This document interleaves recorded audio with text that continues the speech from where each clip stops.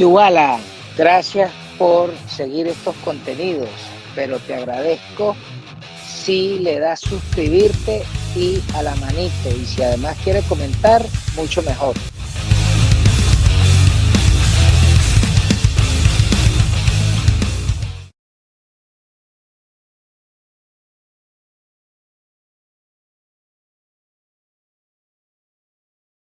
Muy buenas tardes.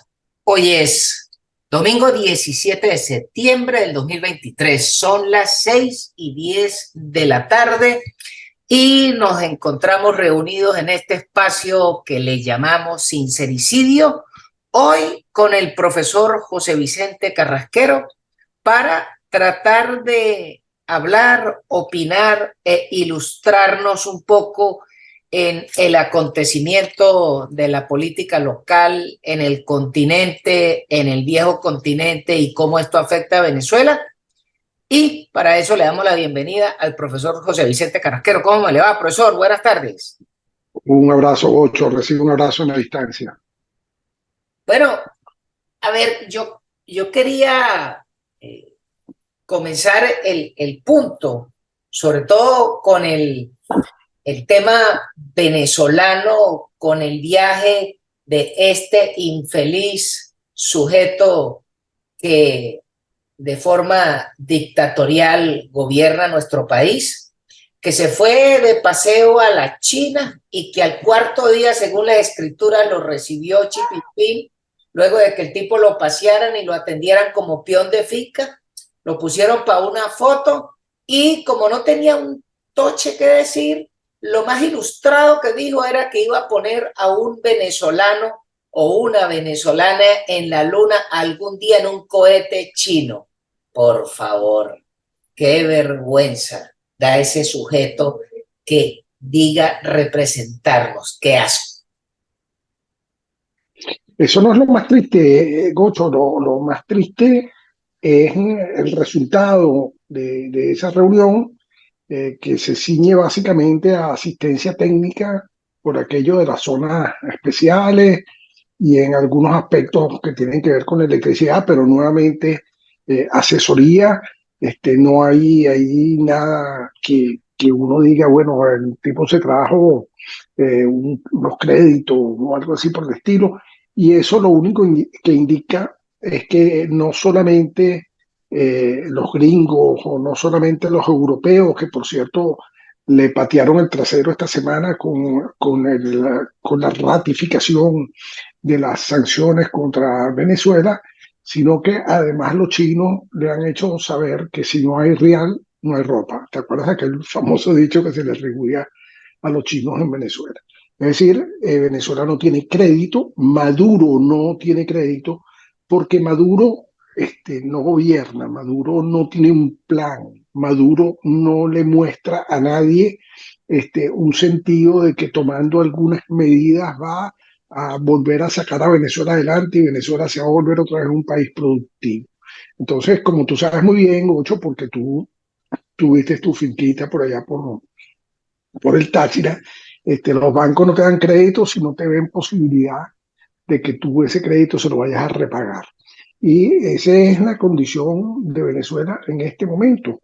Y las críticas que los mismos chinos le hacen a Maduro, aunque la gente no lo crea, es que Maduro no tiene capacidad de traer inversión extranjera a Venezuela, de que no hay credibilidad en que Venezuela sea una zona segura para la inversión.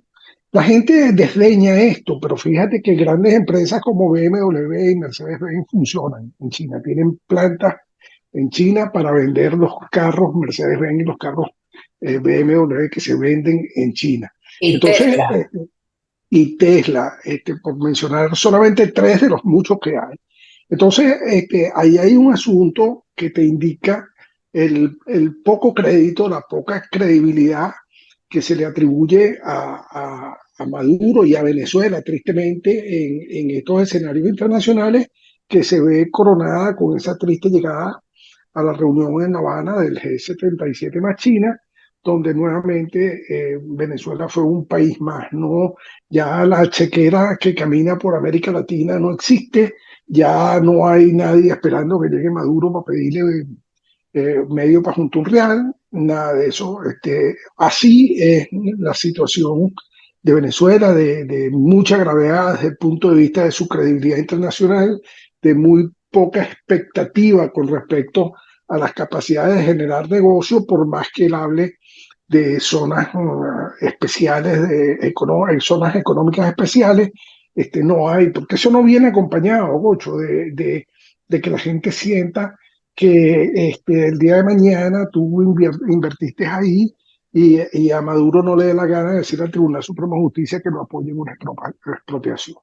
Una de las cosas que tiene que generar cualquier gobierno que se respete es confianza, y nadie, ni siquiera los chinos, confían en Maduro. Y bueno, y esto lo unimos, no sé si es el momento adecuado, con lo que está pasando en este momento, con una sucesión de apagones, la frecuencia ha aumentado y la duración de los apagones también ha aumentado, y yo no creo que sea coincidencia el hecho de que se haya comenzado nuevamente a entregarle, por supuesto pagada, pero entregarle electricidad a Brasil, que es una electricidad entonces que se deja de entregarle a los venezolanos, es pegarle un enchufe más a la poca generación, a la poca capacidad de generación de energía eléctrica que tenemos. Y eso, lo único que indica es que a Maduro no le importan para nada a los venezolanos, a él lo que le importa es ver dónde consigue unos realitos. Entonces con esos realitos que va a conseguir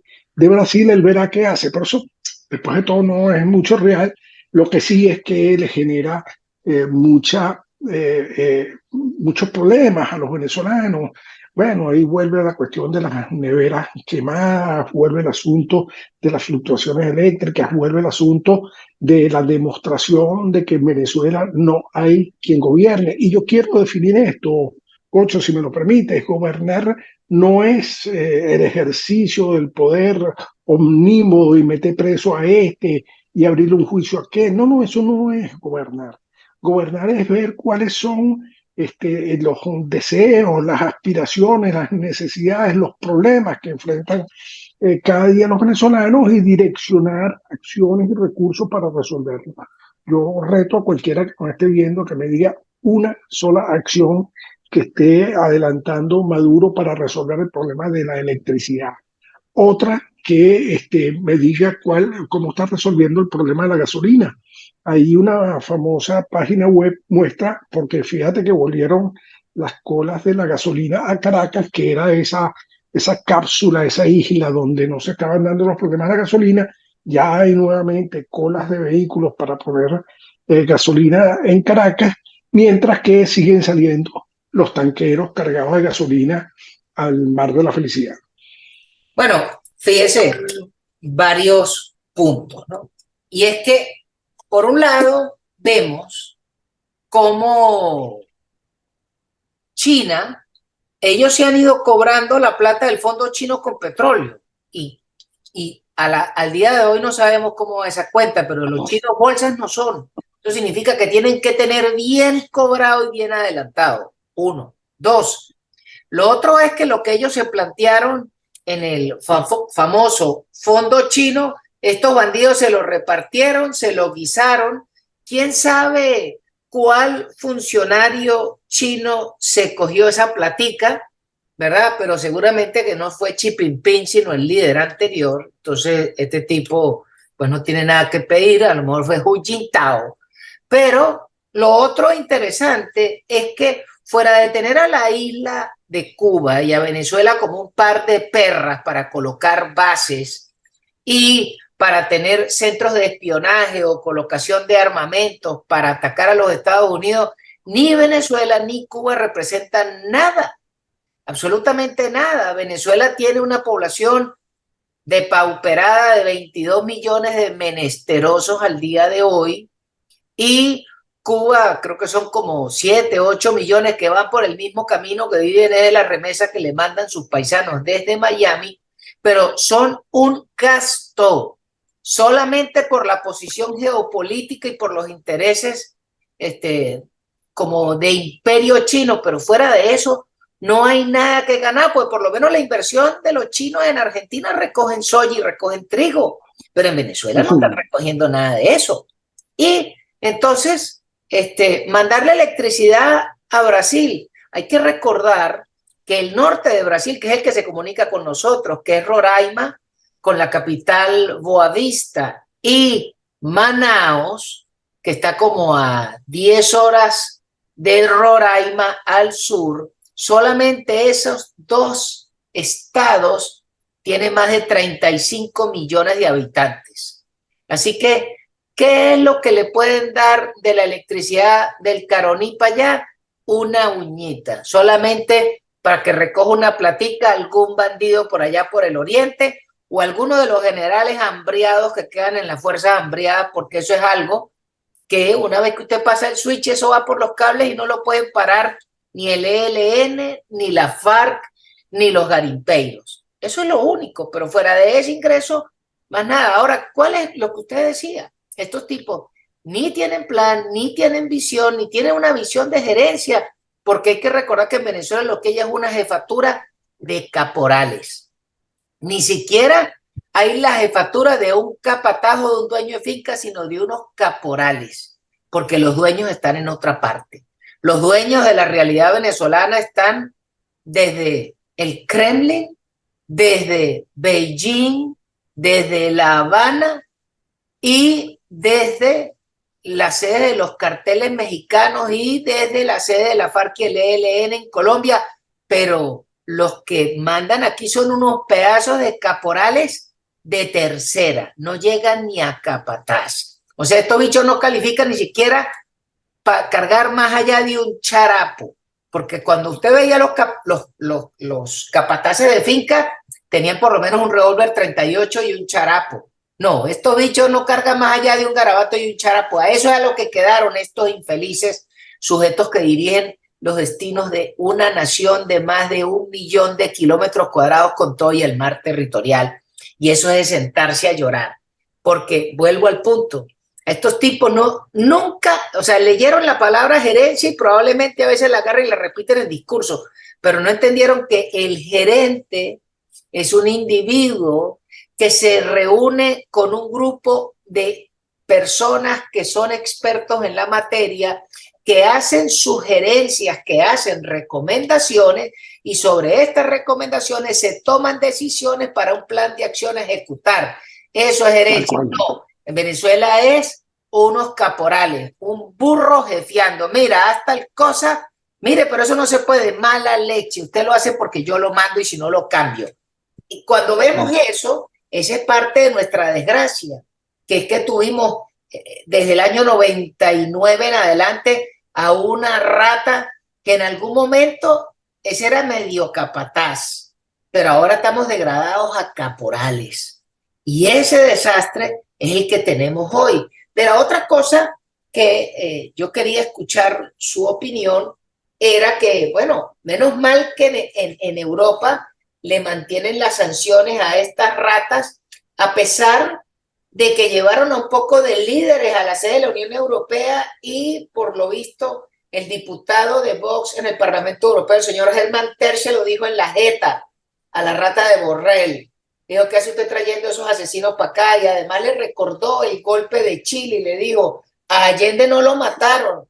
Allende se suicidó como buen canalla y comunista cobarde y le mandaron a cortar el micrófono. Bueno, esa es la capacidad de libertad que también expresan los europeos. Me escucho. Claro, claro, y además Herman recordó que de feminista no tenía precisamente nada, ¿no?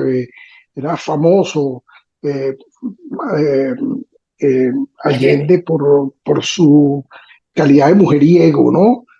Bueno, allá él con su mujeriego y su cosa, pero lo cierto es que no era precisamente una persona que respetaba la condición de la mujer, ni respetaba conquistas en favor de derechos, ni nada por el estilo.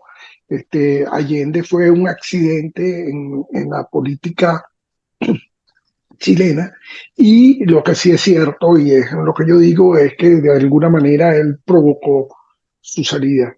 porque su arrogancia y hacerle caso permanentemente a Fidel, independientemente de lo que pudiera estar sufriendo la gente, colmó el vaso de unas fuerzas armadas que de verdad habían ido a guerras recientemente, que de verdad se habían conformado como una institución que defendía los valores institucionales de la democracia. Y entonces ojo, no estoy justificando el asunto, lo estoy explicando. Estoy explicando que Allende llevó a los chilenos a una condición de miseria, de hambre, de hacer cola. El asunto con la confiscación de empresas, tomar cuanta cosa hubiese por ahí, con tal de ir agrandando su poder, lo hizo lo suficientemente antipático ante los ojos de muchos chilenos. Y fíjate que el golpe se sucede el 11 de septiembre de 1973 sin que haya mayor participación de fuerzas que salgan a defenderlo ni nada por el estilo. Fue una especie de golpe que funcionó como una operación militar a relámpago y que no le dejó a él más remedio que decir, bueno, voy preso o me suicido, entonces prefirió lo segundo. En todo caso, volviendo a lo de la Unión Europea, que era lo que estábamos hablando, yo siempre he tenido muy poca confianza en Borrell. Borrell es un burrito de Sánchez y Sánchez es chavista. Entonces, bueno, Sánchez es zapaterista y zapaterista, chavista, toda esta gente es esta misma cuestión del Grupo de Río y es esta misma cuestión de la gente que quiere impulsar la agenda de la izquierda a nivel internacional y que en España han hecho tremendo adelanto. Gracias a Dios esto no le funcionó. Las sanciones de Europa sobre Venezuela siguen vigentes. Son sanciones que, por cierto, afectan básicamente a esta casta de personas que dicen gobernar en Venezuela y a yo la creo que nomenclatura de Sarnoso. muy bien, nomenclatura de Sarnoso. Y entonces ahí, Gocho, seguimos viendo que hay un respaldo internacional de rechazo a una gente que está instalada en el poder, haciendo creer que hay un simulacro, ni siquiera simulacro de democracia. Llega lo que tenemos en Venezuela, el fiscal arremete contra ciertos grupos de personas, contra otros no. El Tribunal Supremo de Justicia dice que va a proceder a reclamar la extradición de 4 personas, pero no dice nada de Jessy Chacón, ni dice nada de Rafael Ramírez, ni de Eugenia Sader, ni de, bueno, de la larga lista y la de embajadora de Venezuela en Londres, que la agarraron por ahí moviendo un sencillito, porque la señora no le alcanzó para comprarse una cajeta de chimú, para sacar petróleo, y estaba moviendo una platica, pobre, esa angelita de Dios. 9 millones de euros. Entonces, nuevamente estamos frente a una gente que ni siquiera llega a la categoría de clase política, como dices tú. Yo creo que Caporal ofende al Caporal, que después de todo hace su trabajo lo mejor que puede, por lo menos tiene un objetivo. Esta gente no, esta gente, su único objetivo es mantenerse en el poder, seguir viviendo de lo que le puedan sacar al país y mantenernos en un estado de sumisión, en un estado de sometimiento que impida que el país resucite políticamente, y eso hay que seguir denunciándolo, eso hay que seguir presentándolo a la comunidad internacional como un asunto que tenemos que mantener y por supuesto seguir reclamando a la oposición venezolana que busque los mecanismos a través de los cuales podamos salir de esta gente. Y lo digo en tercera persona, Cocho, porque uno ha quedado relegado a la posición del analista, a la posición del que puede tratar de ayudar a dar luces sobre ciertas situaciones. En el pasado he tratado de de hablar con muchos de ellos. Les anticipé lo que iba a pasar con el gobierno interino, les anticipé cuando les dio por finalizar el gobierno interino de la forma que lo hicieron. Y bueno, lo único que he terminado es como una buena Adriana así, que se me cumplan las cosas que más o menos he venido prediciéndoles a ellos, inclusive personalmente, y que al final estemos en la situación que estamos en este momento, que es de bastante dificultad, de bastantes posibilidades de que las cosas se den o que no se den, de que se hagan o no se hagan. Ahí vimos al señor Falcón apoyando a Prosperi para su candidatura. Yo no sé si es una noticia buena o mala, pero en todo caso, bueno, hay una parte del exchavismo que está jugándole, apostándole a las primarias y bueno, ciertamente, como hemos dicho en otras oportunidades, las primarias se presentan como una oportunidad, que al final se dé, que no se dé, que lo más probable es que no se dé un asunto. En todo caso, es mostrar que hay una voluntad, mostrar que hay un deseo, mostrar que son unos ladrones, que se van a robar cosas. Esas cosas hay que mostrarlas, evidenciarlas y hacerlas valer en su momento. Sobre todo, es importante mostrar la calamidad que viene y la calamidad para dónde va, porque yo soy de la tesis de que más pronto que tarde en Venezuela va a haber un cambio y ese cambio va a ser a los coñazos y después no pueden salir las viudas de la dialéctica, de la paja, de la justicia social a reclamar y decir, bueno, pero ¿por qué pasó esto? Entonces, para que nadie lo agarre movido en la foto, es importante ir mostrando lo que está sucediendo, sobre todo porque la mejor oferta que planteó esta nevera de 18 pies con dispensador de agua en la China es que van a poner un o una astronauta venezolana en la luna en un cohete chino. Y la única cosa que uno dice, bueno, claro, cualquier venezolano que vive en la Venezuela de hoy, con la cantidad de limitaciones, pues puede ser fácil un tripulante de una nave que vaya a la luna. Bueno, y la prueba de eso tú lo tienes en el Darién. Lo que está sucediendo en el Darién clama ante los ojos de Dios. Es una cuestión, es una situación frente a la que inclusive el propio Maduro no pone coto. Maduro, fíjate, si una persona trata de viajar de Caracas a Porlamar con su hijo y no lleva un permiso del INAM, es la cuestión, no lo dejan viajar. Y sin embargo, hay cantidad de menores saliendo por la frontera, niños, bebés cruzando el Darién en los brazos de sus padres. Y eso sucede sin que haya alguien que sienta la necesidad de decir, mira, En los brazos de adultos, no se sabe si son sus padres porque no hay permiso. Exactamente, además. Entonces uno dice, bueno, pero ¿qué es lo que está pasando en este país? ¿Qué tan bajo podemos seguir cayendo? Siempre se ha dicho, y tú lo sabes, Gocho, que los países no tocan fondo. Y parece que Venezuela sigue en caída libre.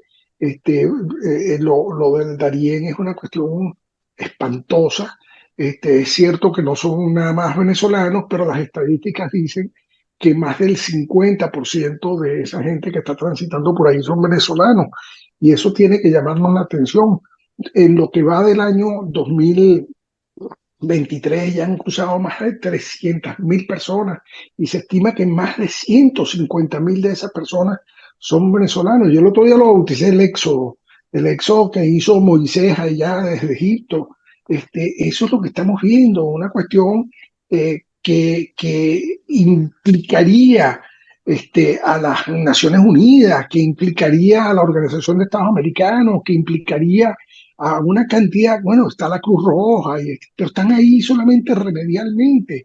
No hay nada que se está haciendo para... Y lo peor es que vemos al señor Guterres, que es el secretario general de la ONU, que se va para Cuba a ir a lamerle las suelas al borracho de Raúl y al infeliz de Díaz-Canel en la reunión de los 77, que pareciera más o menos como la reunión de Alí Baba, y no los 40, sino los 77 ladrones, porque todo sujeto que dirija un país que se vaya a reunir en Cuba es porque o van a practicar trata de blancas, sexo escogido con menores, o porque van a plantear un negocio de droga o un guisito porque alguien va a ir a repartir un poco de sobres con plata.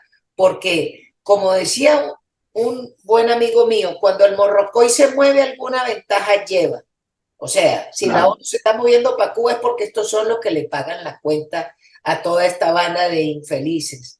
Pero, cerrando el tema de España, lo interesante es que tiene trancado el juego Sanchinflas. El rey movió ficha y parece que lo mandó a salir de la zarzuela con los guardias de la Guardia Real, porque el tipo fue a amenazar al rey y el rey le dijo: bueno, Sanchinflas, fuera de aquí, rata, y nos vemos en el camino.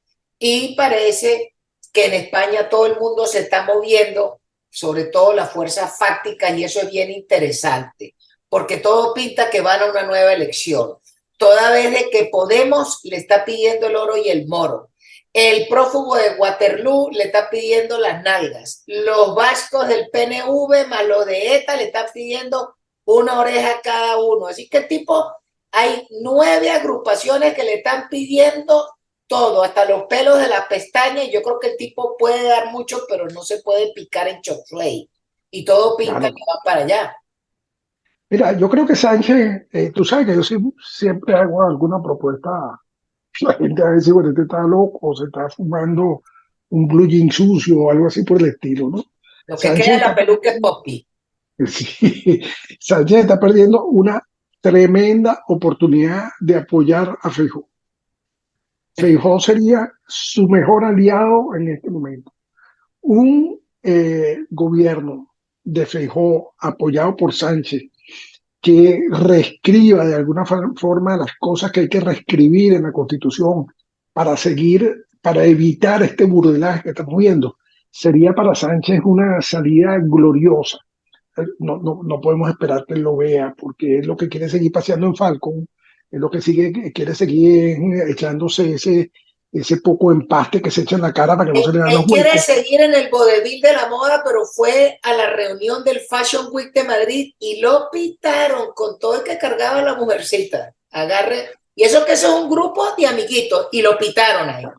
Claro, y también hay que decir, Gocho, tú sabes que yo siempre he evitado hablar de Feijóo, pero pareciera que Feijóo tampoco lo está haciendo de la forma que tiene que hacer, porque Feijóo lo que debiera es Lo estarle más triste. diciendo a Sánchez: mira, Sánchez, entre los dos partidos tradicionales de la España fundada en 1978, nosotros podemos echarle plagatox a todo esto y refundar esa España, ratificar esa España de 1978, 45 años después de la aprobación de la Constitución. Eso sería, sin duda alguna, salida gloriosa para España, que los dos grandes partidos se juntaran nuevamente en ver la necesidad de arreglar una constitución.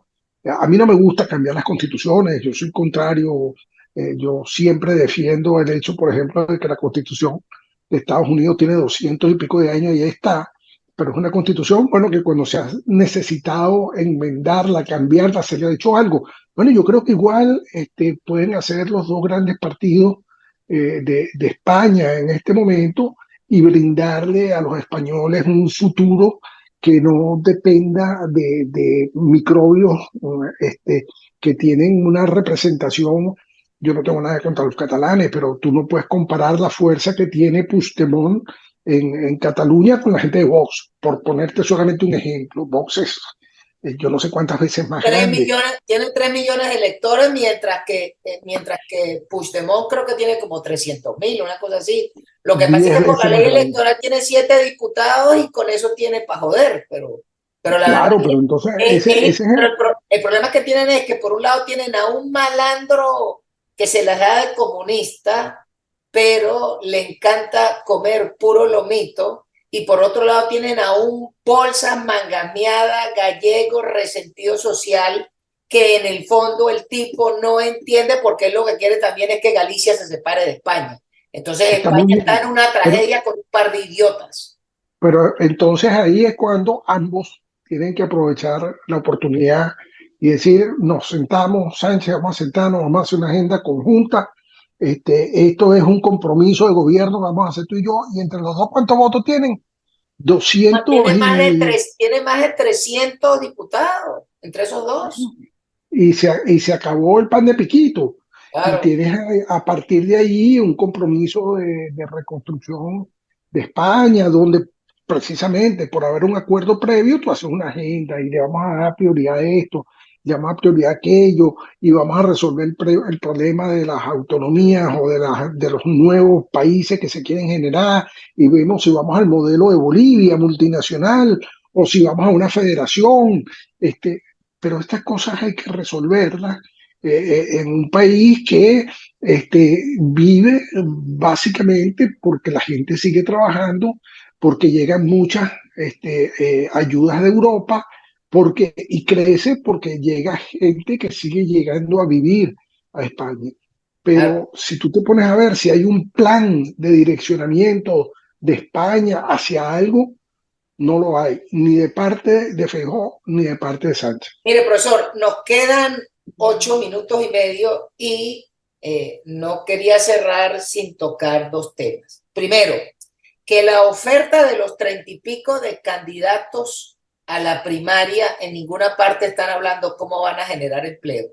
En ninguna parte están hablando de cómo van a plantear el poder desde el Estado para derogar de esas 380 leyes que nos ha dejado el chavismo. Hay que derogar como 384.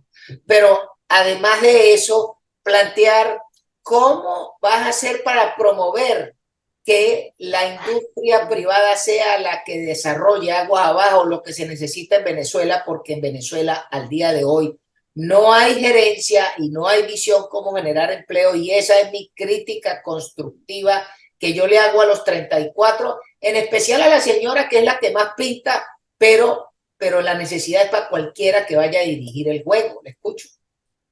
Mira, permíteme que te robe una idea tuya.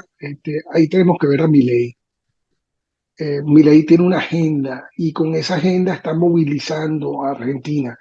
No solamente a Argentina, está movilizando al mundo. Ya tú hablarás de números.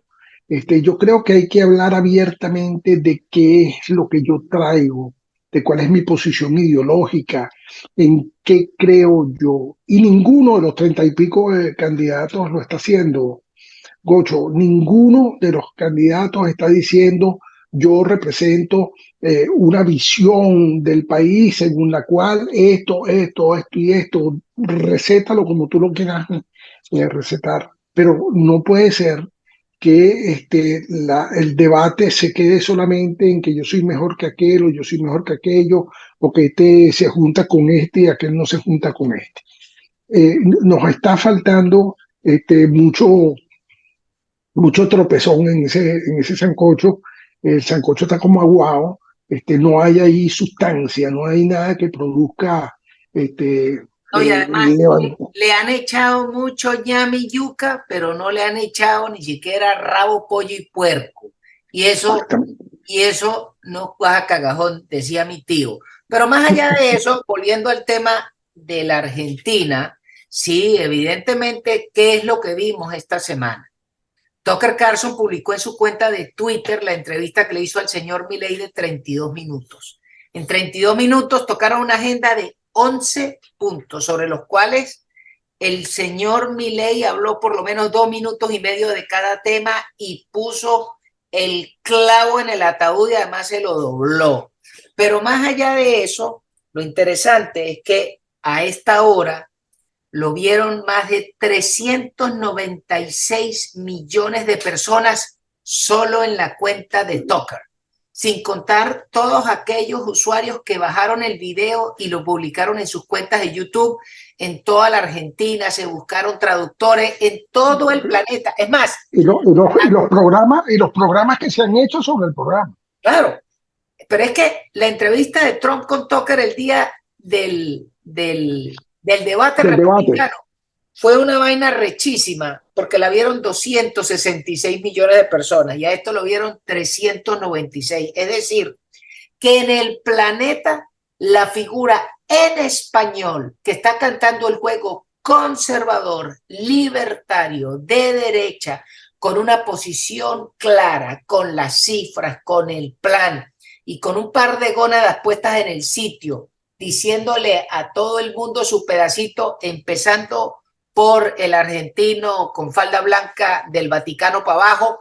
El tipo no dejó títere con cabeza y eso es lo que parece interesante, sobre todo porque mientras aparecen, no sé, como 200 economistas en la Argentina a echarle paz al plan de Milei, por otro lado aparece el señor Elon Musk, que algo sabe de plata, de generar empleo, de pagar impuestos, de pagar la cuenta y de innovar, y escribe en su tweet: parece que tiene razón, por aquí como que van los tiros. Es importante recordar que mientras las cifras de Milei dicen que en los últimos 20 años la casta política le ha robado a los argentinos decentes más de 220 billones de dólares americanos en diferentes guisos, el señor Elon Musk de cero se levantó una fortuna de 200 y pico de billones de dólares él.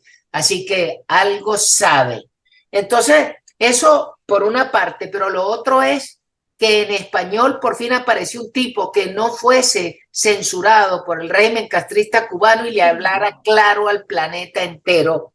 Y eso es lo que hay que recoger de ese hito histórico que reflejó este economista y futuro presidente de la Argentina. Le escucho. Queda 3 minutos. Siga. Bueno, en 3 minutos no hay mucho más que agregar, Gocho, que Milei es el resultado de lo mal que lo han venido haciendo los gobiernos durante los últimos 20 años. Milei tiene un sustrato en esa frustración del argentino, así como antes te mencioné que Allende se había acabado su propia tumba. En este momento tú puedes decir que la clase política argentina se ha acabado su propia tumba. Y Milei, me perdonan la distancia y no quiero ofender a Milei, está cabalgando un tránsito muy parecido al que cabalgó Chávez en 1997, 1998, recoger toda esa frustrachera que había con respecto a una clase política que no había rendido lo que la gente esperaba. Y eso es lo que está pasando en Argentina. La gente espera mucho más de sus políticos y los políticos no están en capacidad de, como dirían los gringos, de hacer un deliver. Sí. Y bueno, y hablando de los americanos, entonces esta semana vemos que el señor Trump consiguió que le alargaran un juicio que va a comenzar probablemente después de que termine la campaña el año que viene, porque resulta que como son tantos los acusados, el juez dividió la gente en 2 partes. Entonces, mientras la fiscalía tiene que, porque tienen como 20 personas que le presentaron cargos, entonces tienen que dividirlos en 2 o 3 partes. Entonces el Catire y los abogados del Catire tienen que ir viendo con qué va a atacar la fiscalía, de manera que cuando le toque el momento al Catire ya el hombre viene con un manduco y con la tarea hecha para entrarle a coñazo y desmontar toda esa coba, que es quizás el juicio más importante, que es el juicio de la señora de Georgia.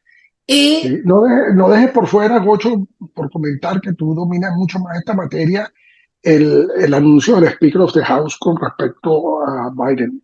bueno, y lo otro es que el señor McCarthy, a pesar de que Mitch McConnell está jugando para atrás, le tocó abrir la investigación para el proceso de destitución, es decir, lo que llaman de impeachment inquiry. ¿Qué significa eso? que en el momento en que tienen la investigación tienen superpoderes los diputados para investigar y para jurungar el faro. Bueno, profesor, nos toca despedirnos porque se nos acabó el tiempo. Es inclemente. Muchísimas gracias por su tiempo. Gracias, Gocho. Un abrazo. Hasta la próxima. Sí, señor.